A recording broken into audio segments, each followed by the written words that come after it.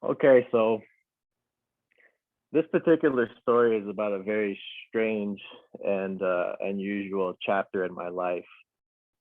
After I had done my um, initial meditation training when I was 19, I did a 90-day meditation retreat. Later that year, my father passed away, and that whole story is a story that I shared 2 weeks ago. So you can go onto my uh, YouTube channel and hear that if you'd like. Um, After my dad passed away, I had to come back and just like forget about my whole wanting to stay in Asia and master meditation dream. I had to really set all of that aside.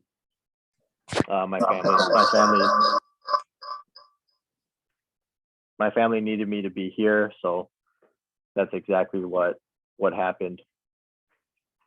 Um, the story begins. This particular story is the story of the first initiation I ever underwent. So in my root tradition in Theravada and in Dhammakaya, there's no initiation. I mean, like there's becoming a monk or becoming a monastic. There's that initiation, but there's no transfer of energy. There's no it's not like tantrism where an energy is transferred from the teacher to the student. So I come from a tradition where that's not what happens. But I was always very curious and interested in other teachings and how other people approach enlightenment and spirituality. So at the time, I was working as an assistant for a Chinese doctor, Chinese traditional Chinese medicine and acupuncturist. I think I was maybe 23, 22. I don't exactly remember the age. And she said, "Hey, this psychic is coming to town, and she's gonna come to the clinic. And when she comes to the clinic, we'll have some of our clients and some of our patients get readings from her. She's she's really good at what she does, and I always respected my boss's input and thoughts on this. So can you, sorry, can you turn that off? Yeah, the boiling's really loud. So I said, sure, I'll meet the lady. She's legit, right? And then my boss was like, of course. She's so legit. She costs $500 an hour or $500 a reading. And I was like, okay, I guess she must be legit if that's the case. So uh, I come in like a week later, and the lady's here, and her assistant is translator. She has this translator from Singapore. The lady herself doesn't speak a lick of English at all. And so I sit down with them, and the translator is saying, yeah, okay, she's telling you write your name on a piece of paper and your birth date. And so I did that. I just wrote my name on a piece of paper, my birthday, and she looks at it, and she looks at me, and she looks at him, and then she just starts talking about my life and about things that she couldn't possibly know about. The nature of the relationship that I was in that just ended, how I felt about the jobs that I've had, how it didn't work out in these various projects, how I felt about my father. She just knew all of this stuff about my life, and I could have written that off. Like I could have said, oh, maybe she got the information from my boss or went online or something. So I was still like, okay. But then she started to talk about a specific experience that I had. And that is when I became very interested in her. She's like, yeah, you have this kind of, how would I put it, non-physical being that you've encountered. And then she just stopped. And then I was like, it's impossible for her to know about that. I've only told 2 people about that in my life.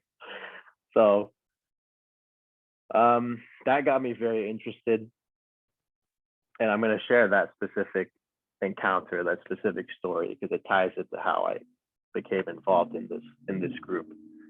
After my dad passed away, so during that period of time, it was like formal meditation training. So from like 17 and a half to 19, or from about 18 to 20, actually 19, towards the end of the 19th year, my dad passed away.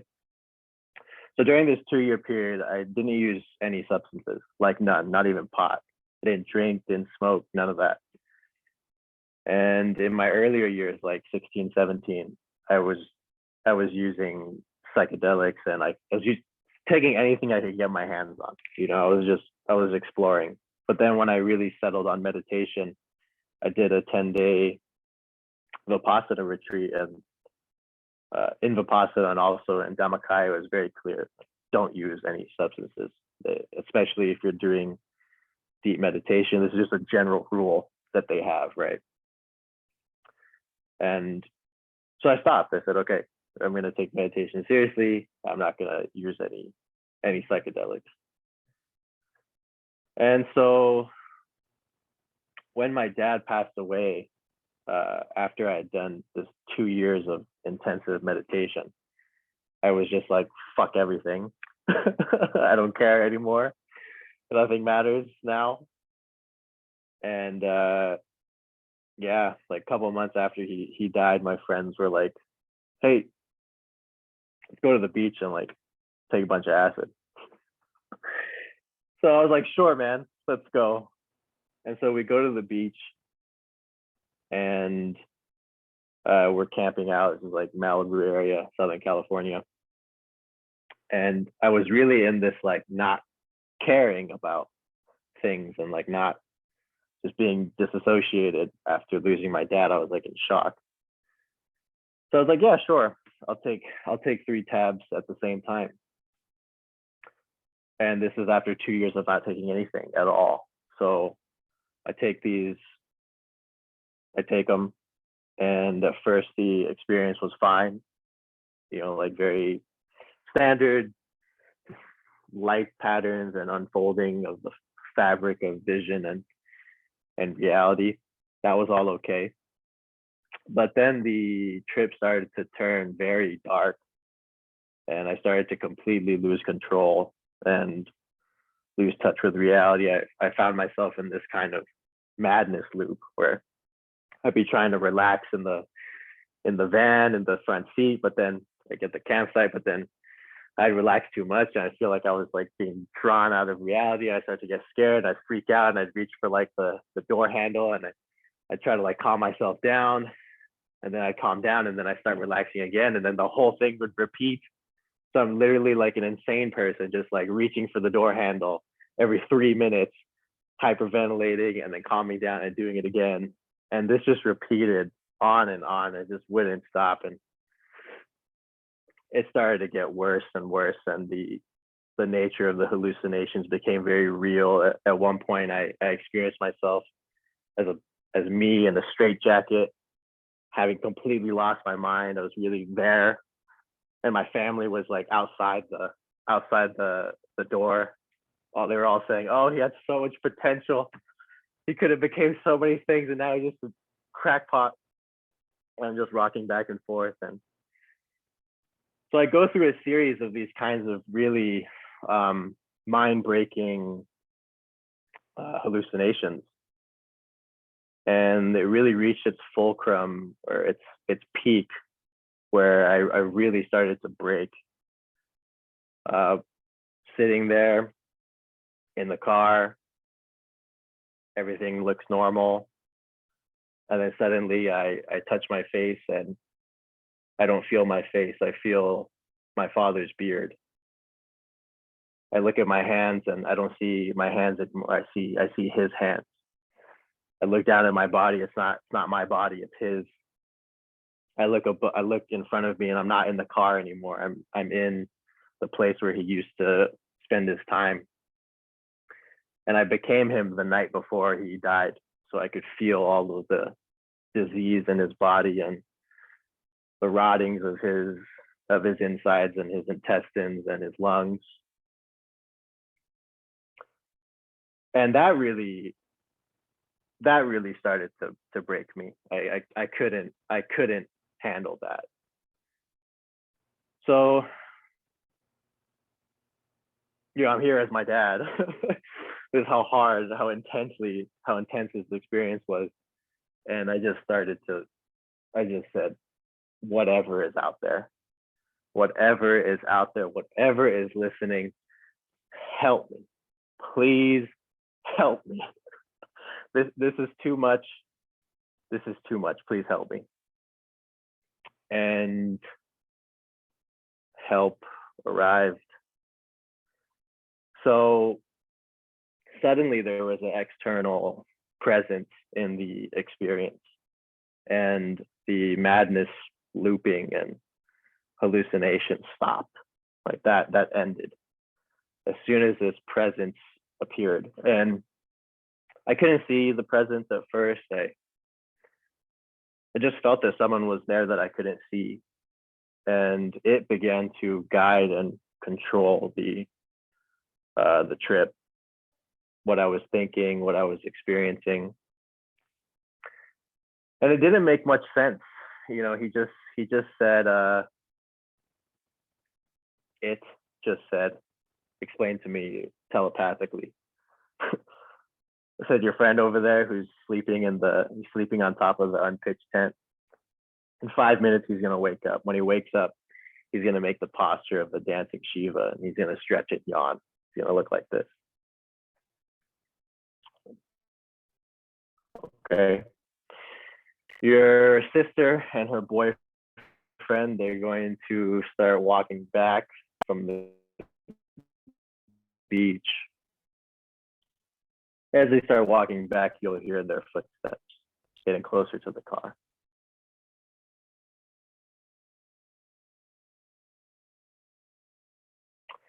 When your sister's boyfriend, your best friend, gets to a red light flash, when you see the blue and the red light flash, he's going to speak to you very aggressively. He's going to knock on the window. He's going to act like a cop, and he's going to say, Brian, step out of the vehicle. I said, okay, sure, whatever. So I just waited and waited and waited. And then I started to hear this wrestling by the tent. And I looked at the tent, and my friend was waking up from his nap, and he makes the posture of the dancing Shiva. And I just said, that's strange. What an unusual posture to make. And then I start to hear my sister and her boyfriend walking back from the beach right after that.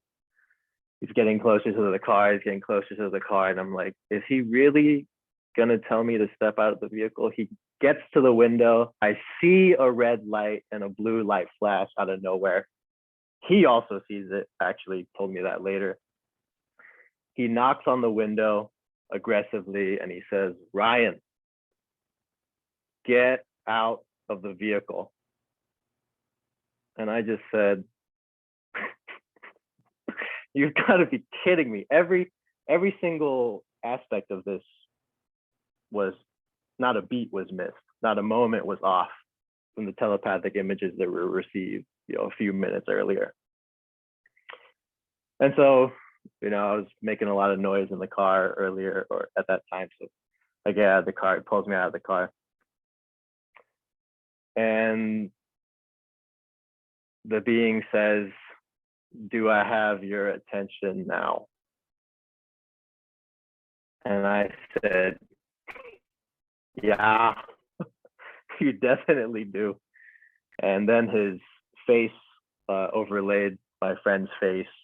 So I wasn't seeing my friend's face anymore. I was seeing the face of this kind of non-human intelligence. That's the only word I could use to describe it. And there was a series of visions that he showed me, and I'm not going to get into that. But this was the first encounter that I had with anything that wasn't a person. or wasn't a human, or at least it didn't seem so. And having seen what was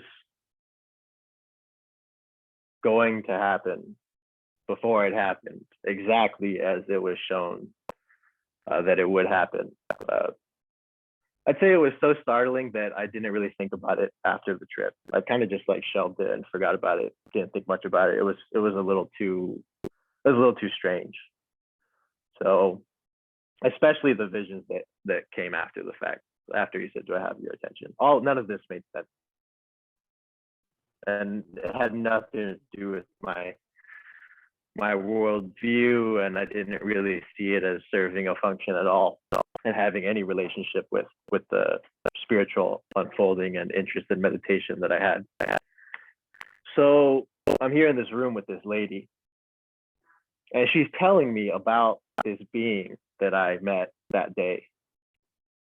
And I just was completely floored. So when she said, "Hey, you have some potential, you're able to perceive this sort of stuff, but you could do it through meditation and through energy practices. You don't need to rely on anything external, and I can teach you how to do that if you're willing." And I said, "Sure, I'm definitely willing." And so about a week later, I met her a couple times that week, and then we had more discussions, and there was like the discussion of actually becoming her student and what that would entail. And so a week later or so, I go to her place. She was renting out a place in nearby where I lived, like 40 minutes away. And yeah, she explained that she would basically transfer energy into me, and that energy and the transfer and the initiation might have some startling side effects. So I didn't know what that meant. I was like, okay, whatever. Sure. So first day of the initiation, we're sitting across from each other, and she puts her hands on mine and starts sending energy into my body, into different, through my hands, and through this point behind my neck, and through different locations on the body. And she repeated this for 3 days, or for 3 nights, for an hour each night. And I didn't really notice anything until probably the second night. I would dream about people and conversations and events the following day, the night before. So what would happen is, tonight I would dream about the things that were going to happen tomorrow. I would see them in dreams before they actually occurred. That was the first strange thing. Then the third night was a full-on, like, was laying in bed, woke up, started to get in that in between waking and sleeping state, and astral vision fully turned on, and there were beings. I don't know if they were departed or not, but there were beings around me, just standing there. And I'm not a clairvoyant, I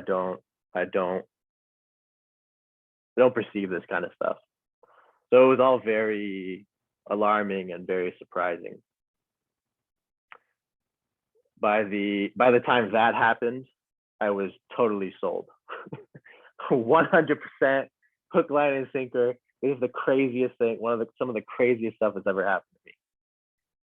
And so I stayed with that teacher from that point on, and I'm going to detail the nature of what of what that was like, I found that there's only one thing worse than a fake or a fraud, and that's someone with genuine powers and not the best intentions. So I saw that very, very directly, very clearly, that this person that I had accepted as my teacher had genuine abilities and was, manipulating people out of their money. What would happen is we would do this course. She'd get a bunch of people together, all different kinds of people, like business owners, doctors, lawyers, and we'd go to like different sacred locations in like China and other places. And at those locations, you would be able to summon all of the yin energy. So all of the ghosts, spirits, and ancestors of that place. And when she would do that, of course, you're opening major portals. People would start to have really serious problems, like entity attacks or whatever. And of course, once they have an entity problem, who do they have to go to get it fixed? And how much is it going to cost to get it fixed?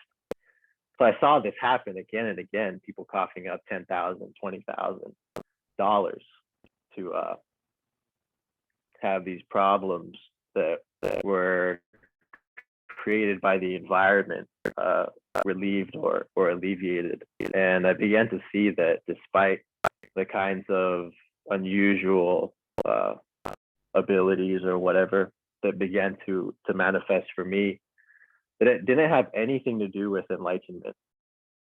It didn't get me any closer to realizing the end of suffering, super mundane reality, whatever it is that we want to call it. What I did find was that I became subject to these kinds of attacks myself. And there were some benefits, like it improved my capacity to go out of body, and that being that I had initially encountered on that trip, I was able to meet him face to face in an out of body experience a year after I began training with the teacher. So one night I'm laying on the meditation mat that they had, that everyone did their practice, like kind of your elbow like this. I never sleep like that. So when that happened, it caused me to be aware as the body fell asleep. And when that occurred, the astral projection, the astral separation vibrations began very, very viscerally, very clearly. And I just said the name of this name I was starting to hear in meditation consistently for like a week before that. It's a name in Arabic. I don't know anything about Arabic or about Islam or any of that. But so I say the name, and then boom, like the sky, the ceiling disappears, shooting through hyperspace, streams of light passing through you, going very fast through this portal. And suddenly I'm somewhere else. And the dirt, it was kind of like Tucson, Arizona, but the sky was black and it was nighttime. And the sediment is all like blue-green. It's all blue-green colored and like sparkly. And I thought, no way could I be on Earth. The sediment isn't this color. What a strange place. And so I turned to the left, and there it is. Just this humanoid, non-humanoid, but not human. And his skin was green, blue, kind of like Krishna, but a little darker. Green, blue, and there were these like human beings are made of flesh and blood, but it was as if this being was made of some kind of cosmic energy, like a cosmic fire, and it radiated through his through lines in his skin. So he had these line patterns all over his face, all over his body, and the energy glowed through the lines. And he spoke to me telepathically, and he just said, "Huh, interesting to see you here." And I was like, "Yeah." And he said, "Go back to your world." Boom, just like that. Slam back like a rubber band that was extended and then released. Slammed back into my body, shot up, and was just, my view on reality was very different after that. I thought, wow. So other beings do exist. So this was at least the function of these kinds of experiences. They gave me direct, very, very direct encounters that changed how I saw things. And it wasn't just, one time that I began to encounter this being many times. So that changed how I saw things. It was actually through the interaction with this kind of spirit guide that gradually moved me away from this teacher. It became clearer and clearer that I couldn't get what I wanted through her, and that there was no way, no possible way at all, that my relationship with her would result in any form of enlightenment whatsoever. And I stayed with that teacher. I did intensive training for a year, and then it kind of like tapered off. Took me about 2 years to really walk away. But there was a specific moment where I did walk away. I remember we were all in China, and there was like this, she's a big teacher, she has like 500 students or something like that. So she has a board that runs all of her stuff. So we were at the board meeting, and after the board meeting, she got her top disciples all into a little room with her, and we started talking. And she said, "We're going to make history."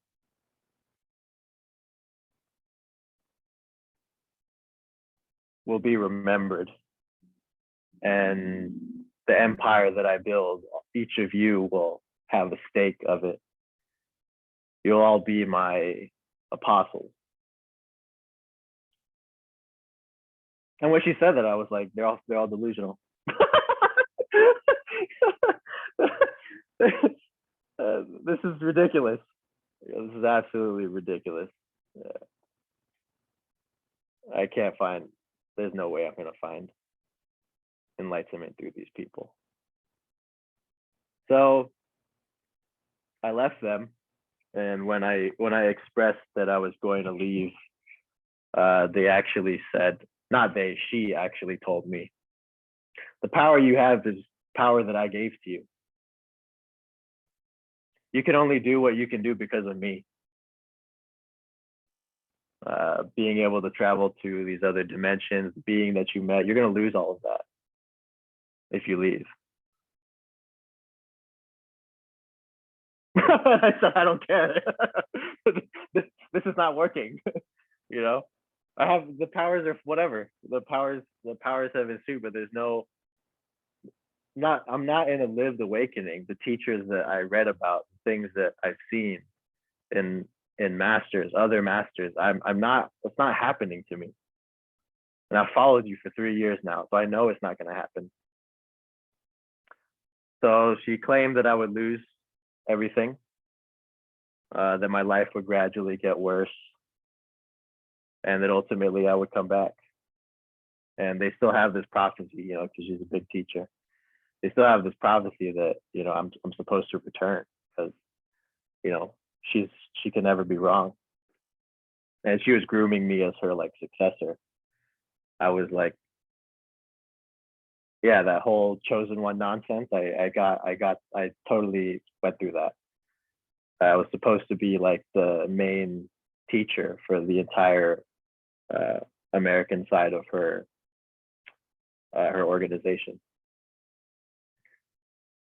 And so I walked away from the whole thing, and yeah, I can still go out of body, and now I'm in a uh, very different place from what I was able to awaken to when I was with her, and I'll never go back to them. so, so that's the story of the first non-physical being I ever met, and the cult leader that I became a student of. She still does the courses, and she still teaches, and she still uses her abilities to help people trade futures and make a lot of money and do all of that. She's still highly respected and is seen as a living Buddha by her students. And she was actually very kind to me and very motherly. It wasn't until I left that, she said anything like, you'll lose what you've gained. And I still don't know whether she said that maliciously or whether she genuinely thought that I would lose all the abilities. And it's hard to really know what her intentions were and are. I actually don't think that, I wouldn't go as far as to say that she's a bad person. Maybe she actually really believes in everything that she's doing. And she believes that, if people come on her courses and they have some ancestor stuff open up and they need to get it fixed, that it's fine to pay $20,000 to get that problem taken care of. Maybe she really believes and adheres to all that. Maybe she really believes what her guides and her spiritual forces entourage are telling her. I don't know. But one thing I do know is that whole side of spirituality that has to do with initiations and powers and beings, it's really easy to go off track when there's an energy that needs to be transferred, and when psychic powers are emphasized over wisdom. It's so easy to be caught in, really, they're just worldly, mundane affairs clothed in spirituality and in psychic stuff. I told you a lot of it was used for making money, and I saw it be used for making money. Seeing where the stock would go up or down, or being able to use telepathy in the context of business to get the response that you want from a client. Of course, you're going to be able to get that response if you can know what they're thinking. So these were the kinds of things that I saw directly. And my conclusion was that I didn't want to have anything to do with it anymore. So I walked away, and I'm glad I did. And that's the story of the first initiation that I went through. And it really taught me the strong lesson that some of us have to go through about the relationship between a guru and a disciple. And that it can really be wonky territory. It can really get weird and strange. So I suggest that whenever you undergo an initiation or you want to learn a specific type of spiritual knowledge, that you be cautious, because I had to deal with the consequences of receiving her energy for many years after. It wasn't like I could just walk away and it was all clean and clear. It wasn't. Wasn't that easy. Especially when a kind of energetic relationship has been created, a bond has been made. Oftentimes these teachers don't want you to leave. Not only do the teachers not want you to leave, the lineage and the spiritual beings and forces that are connected with that teacher don't want you to leave. And you'd be surprised at kind of weird stuff that happens when beings like that are involved. So, like I said, with all of my weird stories, you could take it or leave it. I'm just telling you what happened to me. It's gonna be a chapter in the book. So I hope all of you enjoyed the story. If you have any questions, I'm more than happy to answer them. I'm gonna stop the recording now.